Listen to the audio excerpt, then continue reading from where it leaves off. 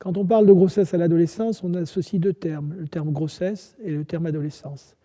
Et je dirais les besoins psychologiques de ces deux événements, la grossesse d'un côté et l'adolescence de l'autre, sont un peu contradictoires. D'un côté, la grossesse, en général, exige de la jeune maman qui se sait enceinte, de la jeune femme qui se sait enceinte, exige une capacité, je dirais, de régression. Retrouver en elle le bébé qu'elle a été et retrouver également en elle les bras maternels qui l'ont soignée pendant qu'elle était enfant. Ce mouvement de régression est un élément essentiel qui prépare justement à l'accueil de l'enfant et qu'on décrit globalement sous le terme de maternalité. À l'opposé, l'adolescence, je dirais, qui est un mouvement de progression, de propulsion vers l'avenir, consiste essentiellement pour l'adolescent à tuer un peu l'enfant qu'il a été. Les adolescents n'aiment pas trop parler de l'enfance, ils ont envie d'oublier ça. Et d'autre part, sur le plan symbolique, bien sûr, à tuer le parent qu'elle a eu pour prendre sa place. Et en particulier pour les jeunes filles, je dirais que l'adolescence, c'est aussi prendre un peu la place féminine de la mère, de devenir femme. C'est d'une certaine manière, je dirais, prendre cette place-là.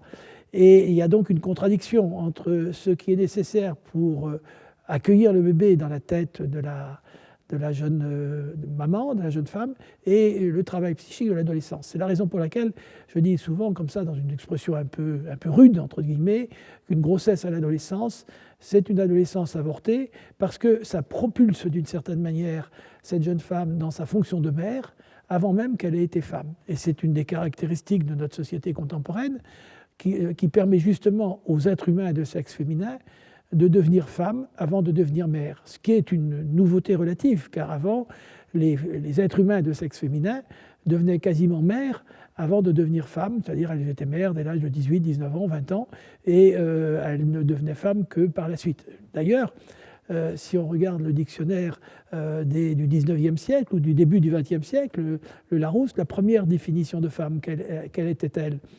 Femme, épouse du mari. Voilà, on ne devenait femme qu'en étant l'épouse du mari. Ce qui, bien sûr, est une définition qui révulse un certain nombre de féministes, ce que je peux comprendre.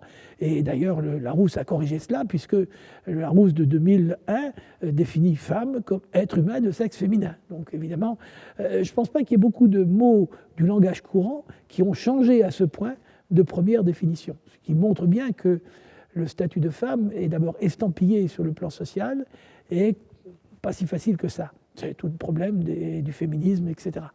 Mais la grossesse, justement, à l'adolescence, eh bien, on pourrait dire qu'elle squeeze, qu'elle embolise cette construction de la féminité auquel tout être humain de sexe féminin aspire aujourd'hui pour devenir pleinement femme, sans avoir besoin d'abord d'être mère.